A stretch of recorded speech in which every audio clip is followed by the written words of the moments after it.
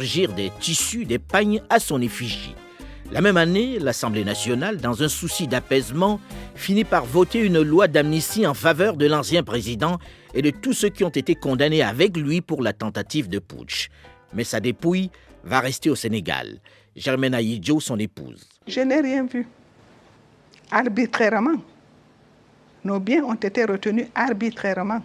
Je n'étais pas concernée. Les enfants n'étaient pas concernés. Et il avait promis, le président Biya avait promis au président Houphouët de faire la main levée depuis la première année. Elle n'a jamais été faite. Et non seulement, moi, c'est ma maison familiale, je n'ai pas de maison de louer, hein. C'est ma maison familiale à Mokolo qui a été démolie complètement, jusqu'au matelas, tout. Bon, on a rendu les déchets, soi-disant les déchets ou je ne sais pas quoi. Bon, Babette, elle avait peut-être une maison, Aïssatou avait une maison, Aminatou avait une maison, c'est tout, voilà ce qu'ils avaient. Les enfants du président Ahidjo n'avaient pas des maisons locatives où vous pouvez aller au Cameroun, vous pouvez aller voir, visiter Garoua, visiter Mokolo, visiter ce qu'on avait. À Kribi, on avait un terrain, c'est vrai, qui n'est pas construit, qui est au bord de la mer, je ne sais pas, à 6 km de Kribi. Émile Derlin Zinsou, ancien président du Bénin. Je crois que là aussi, il y a eu un malentendu.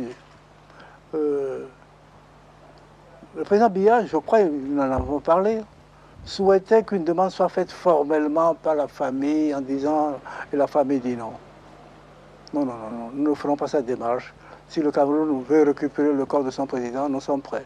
Mais s'il faut aller faire le Seramalek pour demander, nous ne le ferons pas. Je crois qu'il y a cet élément-là aussi. Après une si longue période, pensez-vous entreprendre, Madame Germaine Ahidjo, une démarche pour le retour de votre époux dans son pays afin qu'il repose définitivement sur la terre de ses ancêtres, comme il l'aurait certainement souhaité? Pour moi, une fois de plus, je vous répète officiellement, je pense qu'Ahidjo n'est pas réhabilité. Parce que la réhabilitation d'un président de la République, je n'ai pas fait le droit, mais je pense que ça se passe autrement que par des rumeurs. L'histoire a réhabilité Ahidjo, si vous voulez. Le peuple camerounais, lui, dans son ensemble, peut-être dans son cœur, l'a réhabilité. Mais officiellement, Ahidjo n'a pas été réhabilité. On ne réhabilite quand même pas un président de la République qui était le premier président du Cameroun, qui a gouverné ce pays pendant 25 ans. Bien ou mal, il l'a gouverné. Et nous savons tous, quand il a démissionné, comment il a laissé le Cameroun. Je ne sais pas si vous êtes d'accord avec moi ou pas. Or, je pense qu'un président de la République n'est pas réhabilité, M. Foka, dans la foulée avec tous les enfants du pays. Je ne conteste pas la réhabilitation des enfants du pays. C'est normal qu'un pays réhabilite tous ses citoyens, tous ses enfants. Mais un président de la République qui a gouverné pendant 25 ans, je pense, moi, mérite quelque chose à part.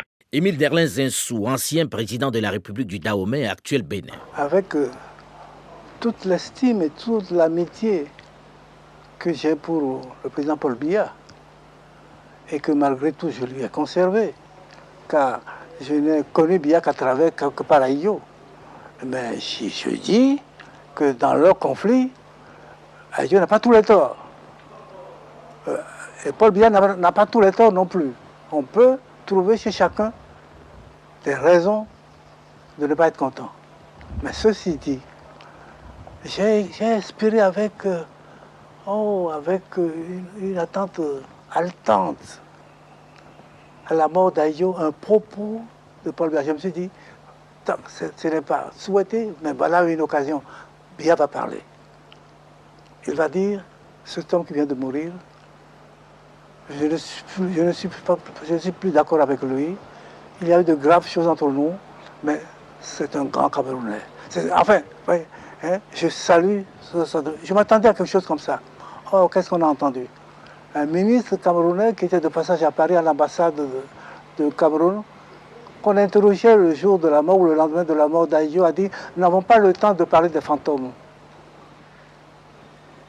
Ça m'a rendu, je me suis dit, oh non, vraiment, je n'ai pas le temps. Et Biya n'a rien dit. Pas de condoléances, rien. C'est dommage. Je crois qu'on l'a encore, comme toujours, nous avons raté une occasion.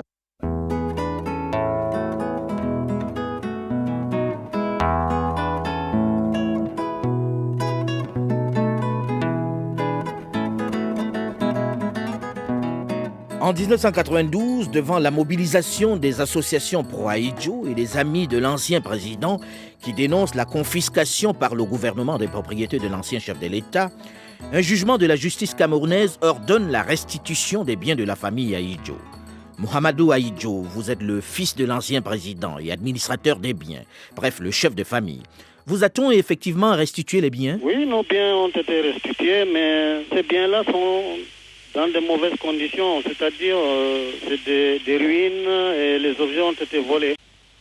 Nous sommes en pourparlers avec le gouvernement pour pouvoir voir, dans le cadre de la restauration, ces biens-là. J'ai remis un devis de ce qui a été détruit et le chef de l'État est en train d'examiner.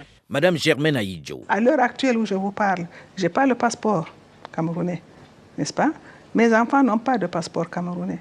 Mes petits-enfants sont à l'école, 3 petits-enfants, qui ne savent pas Foka, leur pays d'origine, qui n'ont jamais mis les pieds au Cameroun. C'est pas vrai? Nous nous débrouillons comme nous pouvons. Jamais le Cameroun n'a fait allusion à nous, jamais. Ma mère est décédée au Cameroun. Elle a été malade. Beaucoup de Camerounais ont été à son deuil. C'était pas à moi. Je pense que c'est pas à moi à réclamer les passeports qu'ils ont retirés d'eux-mêmes. C'est eux qui ont retiré. Je pense que les gens qui ont retiré quelque chose, vous les rendre, s'ils estiment que vous devez les avoir. En tout cas, lui, je suis sûr qu'il sait. Et que ces gens, ceux qui sont autour de lui, le savent. Mais ça, maintenant, je disais un jour à Madame Abdou Diouf, je peux prendre un tam-tam ici, et les griots devant et derrière, crier dans tout Dakar, on ne m'a rien laissé, je n'ai pas d'argent, on a des difficultés, personne ne va me croire. Parce qu'on parle de chefs d'État africains. Toutes les années à la date anniversaire de la disparition de l'ancien président Amadou Ahidjo, alors que les Sénégalais interpellent les nombreux visiteurs qui viennent toujours se pencher sur la tombe de l'ancien chef d'État pour savoir quand sa dépouille retrouvera sa terre natale au Cameroun, le débat sur le retour de son corps continue de susciter des passions et de diviser. Et cela jusque dans les arcanes du pouvoir. Madame Tianga Delphine, ancienne ministre. Ce serait le moyen le plus sûr pour réconcilier beaucoup de Camerounais. Parce que, quoi qu'on dise, Ahidjo n'a pas toujours été que méchant. Il n'a pas toujours été que méchant. Parce qu'il y a des gens qui parlent de lui comme si c'était un monstre. Parce que, mis dans les mêmes conditions, à la même période, il y a des gens qui auraient fait pire. Parce que c'est ce que les gens oublient souvent. On voit l'histoire présente. On ne fait jamais on n'a jamais pris de recul pour se placer à une période donnée où les gens avaient des responsabilités à prendre. Et quand il fallait prendre ces responsabilités, vous savez, toutes les responsabilités ne sont pas toujours... on ne les prend pas de bon cœur, c'est-à-dire de gaieté de cœur. Et il y a des gens qui parfois gênent tellement que le pouvoir est obligé de prendre des décisions dramatiques. Dakole Daïsala, ancien prisonnier politique et ex-ministre dans le régime du président Paul Biya. Mais je dis que ce débat est sans objet. Eh oui, ce que on aurait dû faire, nous, Camerounais, de façon spontanée, en tant que nation civilisée, jalouse de son histoire nationale, capable donc de devoir de mémoire, eh bien, les transferts de dépouilles de Ahidjo devraient se faire naturellement. Et surtout que c'était... ça nous coûtait rien du tout pour de grands résultats au niveau par rapport à la réconciliation nationale. Bon, faute pour le régime de l'avoir fait à temps, eh bien, on assiste à un pourrissement aujourd'hui, pourrissement qui occulte les choses, eh bien, qui déchaîne des passions dans lesquelles je ne rentre pas. Pierre Mesmer, ancien gouverneur au Cameroun avant les indépendances, ancien premier ministre français. Mon regard, c'est celui d'un homme qui appartient à un pays qui a connu ce genre de problème avec Napoléon Ier. Aujourd'hui encore, avec Napoléon III, qui est toujours en Angleterre. Et je vous réponds que c'est au Camerounais de décider. Mohamedou Ahidjo, où en est-on avec le retour de son corps au Cameroun? On a parlé d'une volonté de l'administration, de l'autorité camerounaise de le voir retourner, reposer sur la terre de ses ancêtres. Alors, à quand ce retour? Ceci a été l'objet d'une discussion entre le président de la République et moi. Et là, il y a eu entre lui et moi un éclaircissement là-dessus. Parce que, d'accord, il a été amnistié, mais il n'a pas été réhabilité. Au Cameroun, à la faveur des années et de la pression du public quelque peu nostalgique d'une période un peu plus faste sur le plan économique, certains édifices, quelques artères et infrastructures ont été rebaptisés au nom du président Amadou Ahidjo. Même ses anciens opposants, ses adversaires politiques, qui parfois ont été incarcérés par son régime, réclament le retour de sa dépouille et parfois se réclament de lui. C'est le cas du docteur Tagny que nous avions joint par téléphone pendant cette période. C'était quelque temps avant sa mort. Ahidjo, en partant, a laissé un pays stable. C'est un peu surprenant de votre part qui avait combattu Ahidjo pendant tout son... Parfaitement. J'ai que non seulement combattu Ahidjo, attention, c'est en passant, c'était un camarade d'école, mais j'ai combattu la colonisation. Ahidjo était contraint. J'ai dit bien contraint par la colonisation, vraiment de faire la politique qu'il a faite, c'est-à-dire poursuivre les nationalistes jusque dans les tueries et les camps de concentration. En quelque sorte, vous justifiez le régime totalitaire d'Ahidjo. Le régime totalitaire d'Ahidjo, j'ai dit, il y avait effectivement, ça a fait beaucoup de mal pour le pays. Mais ce qui est certain, et le peuple, comme par hasard, les Noirs oublient très vite. Ils pardonnent très vite. Beaucoup de Camerounais sont morts, c'est certain, par le régime d'Ahidjo, sous le régime d'Ahidjo. Mais ce qui est certain, c'est que ce même peuple préfère encore aujourd'hui dire, et le disent à haute intelligible voix, mieux aurait valu vraiment qu'Ahidjo reste avec lui, c'était encore mieux, parce que non seulement il combattait les nationalistes, mais il avait une très haute idée de la nation camerounaise. Et avec lui, le Cameroun était un pays. Le Cameroun était à l'avant-garde vraiment de tous les pays, non seulement africains. Nul n'ignore que le Cameroun était le leader de pays de l'Afrique centrale. Et le Cameroun était fier de lui, même ses adversaires, dont moi. Et chacun établit désormais avec un peu moins de passion le bilan de son passage à la tête de l'État camerounais. Delphine Changa, ancienne ministre sous le régime Ahidjo. Je pense que Ahidjo était un grand patriote. Et c'est ça qui a fait le Cameroun. C'était un homme qui aimait beaucoup son pays. C'était un homme qui avait une détermination et qui était ambitieux pour son pays à un point que personne ne peut imaginer. Vous savez, il avait comme mentor De Gaulle. Il se voyait le De Gaulle du Cameroun. Le Cameroun, c'était lui. Le Cameroun, c'était sa respiration. Le Cameroun, c'était lui. Le Cameroun, c'est-à-dire que je crois que toute son ambition, c'était le Cameroun. Philippe Gaillard, auteur d'une des principales biographies du président Ahidjo et auteur de plusieurs ouvrages sur le Cameroun qu'il connaît bien. Il a créé l'État.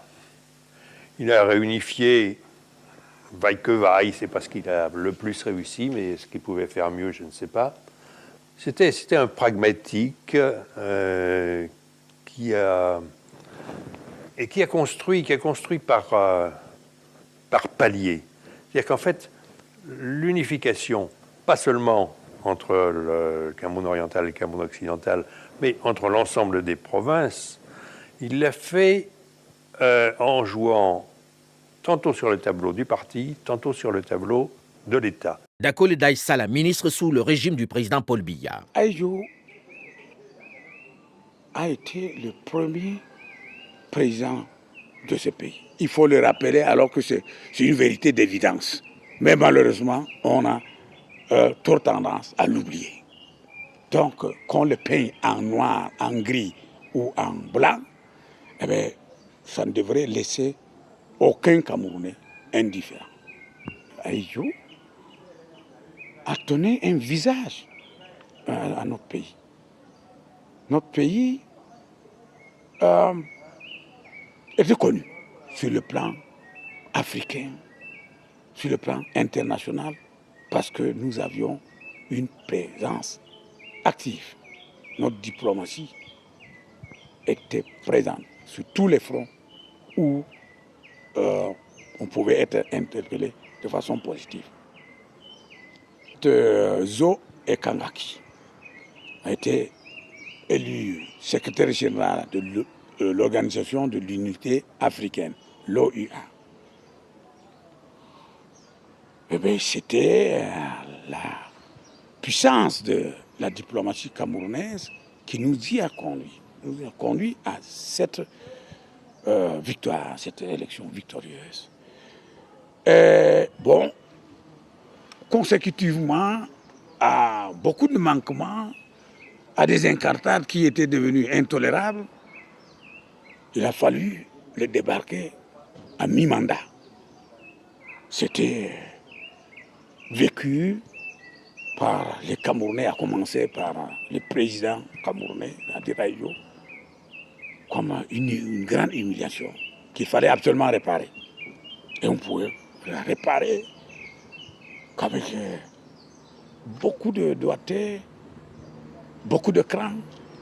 Et ce qui nous a permis, au lieu de perdre le poste, ça nous a permis, notre diplomatie nous a permis de le reconquérir en y nommant un autre Camerounais, c'est-à-dire le ministre Etekin Bouma. Émile Derlin Zinsou, ancien président de la République du Bénin. L'unité du Cameroun, ça n'est pas rien. Il fallait le faire, il l'a fait. Et il l'a fait avec maestria. Il a conduit ça. C'était pas facile à faire. Il l'a fait. Ça seul aurait suffi à sa gloire. Mais le développement du Cameroun, qui aurait pu peut-être aller plus vite s'il était moins rigide quant aux règles de l'État, mais qui a été constant de son temps. Hein? Vous me direz que les circonstances étaient un peu favorables. D'accord. D'accord, non, mais on n'a pas besoin de mentir pour servir la mémoire d'Ahidjo. Ce qu'il a fait de bien suffit par rapport à ce qu'il a pu faire de mal. Donc, le développement agricole du Cameroun, les recherches concernant le pétrole, le développement social du Cameroun, les infrastructures du Cameroun, il y est pour beaucoup. Et ça n'est pas rien. Quand il quittait le Cameroun, c'était un pays dont la scienture était estimée. Quand on avait une affaire pour le Cameroun, avec le Cameroun, on n'hésitait pas à y aller. Pour un pays d'Afrique, c'est beau. Donc, tout cela était, tout le monde peut en convenir, même si par ailleurs, il y a eu des... Moi, je lui reprochais de ne pas aller plus vite et plus loin, parce que je voyais que parfois, il avait des audaces, parfois, il était un peu timoré. Parce qu'il n'aimait pas prendre des risques calculés s'agissant de son pays. Et il tenait tellement au respect de son pays, que chacun puisse respecter son pays, que tout ce qui pouvait, à son avis, aliéner un peu sa liberté d'agir ou la liberté de son pays, il n'en voulait pas.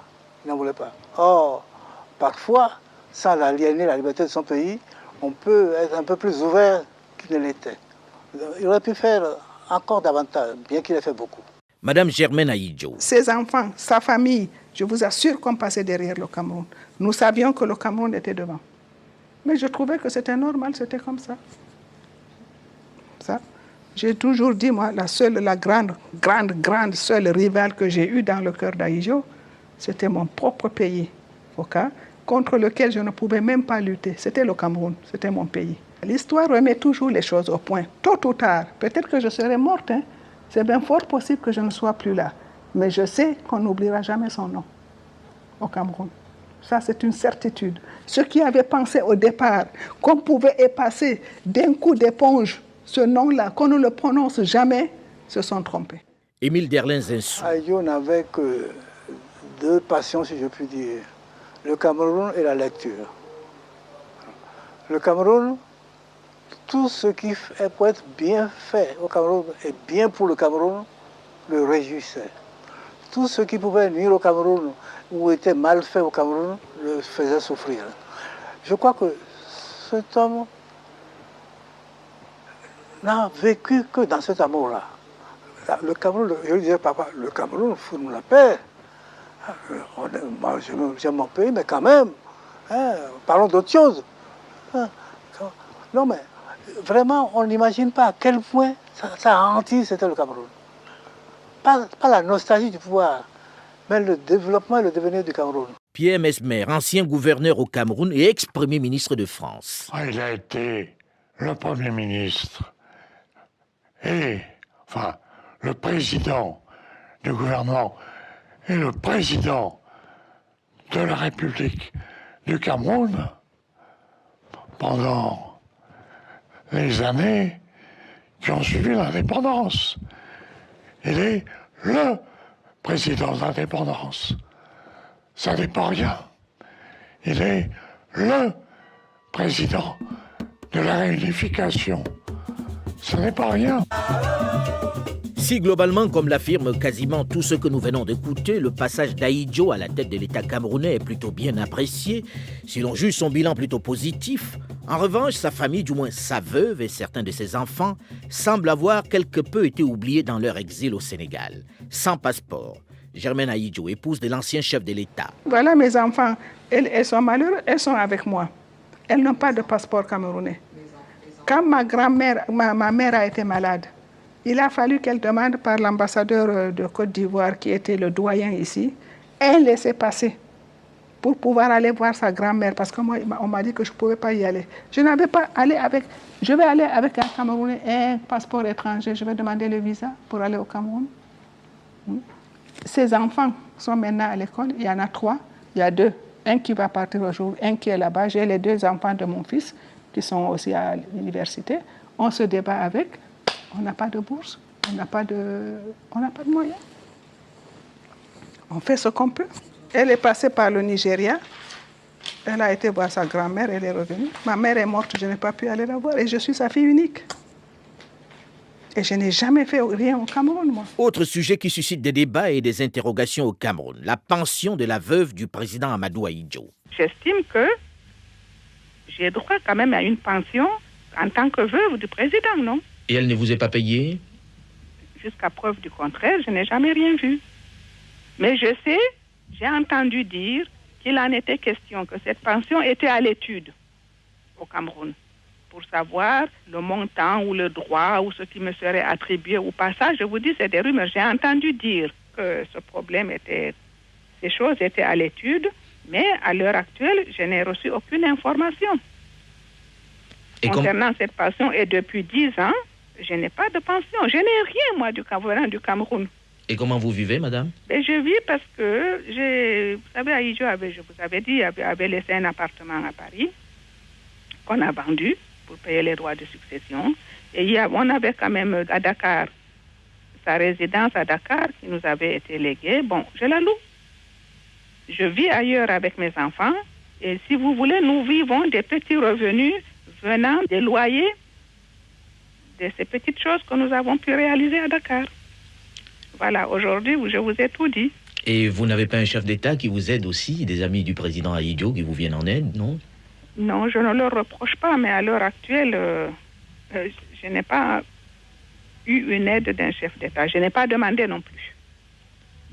Bien, C'est-à-dire que je ne suis pas allé voir un chef d'État en dehors du président Abdou Diouf, qui nous aide beaucoup, et que je remercie officiellement, et le président et les autorités sénégalaises et le Sénégal pour tout ce qu'ils ont fait pour mon mari et qu'ils continuent à faire pour sa famille. Ça, je tiens à le dire haut et fort. Mais je ne suis jamais allée devant les autres chefs d'État pour demander une aide quelconque. Ça, j'avoue que je n'ai rien reçu, mais je n'ai pas demandé non plus.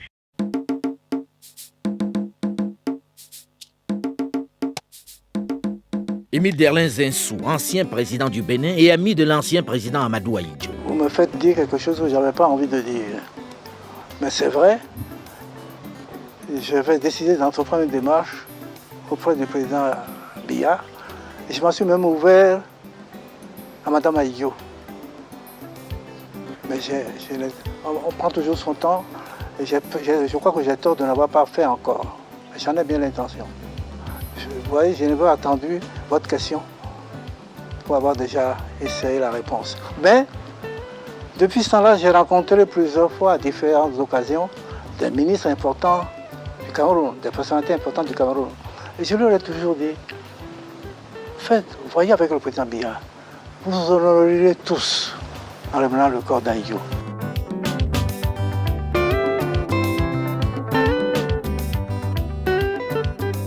C'est ainsi que se termine l'histoire d'Amadou Ahidjo, ce président qui un jour, après avoir mené de main de maître son pays pendant 25 ans, décide de se retirer pour laisser la place à son dauphin.